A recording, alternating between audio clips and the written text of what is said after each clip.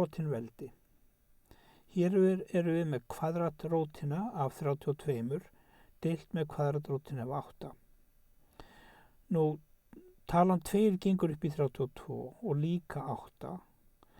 Ég reyna að koma þessum tölum í eins lága frumtölu og hægt og setja hann svo í veldi.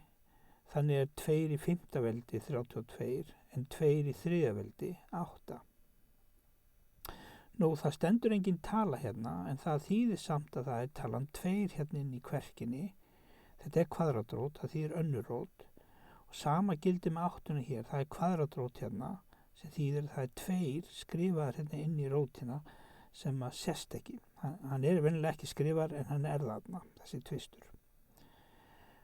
Þannig að ef ég skrifa þetta upp á nýtt, þá þetta önnur rótin af 2 í 5. veldi deilt með önnur rótin af 2 í 3. veldi.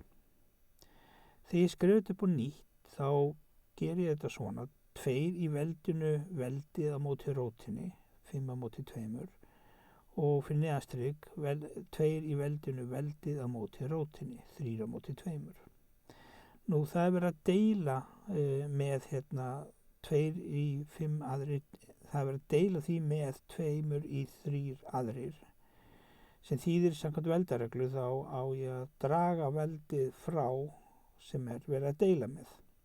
Þannig að ég hérna með 2 í veldinu 5 aðrir mínus 3 aðrir sem þýðir að það náttúrulega samnefnt hérna.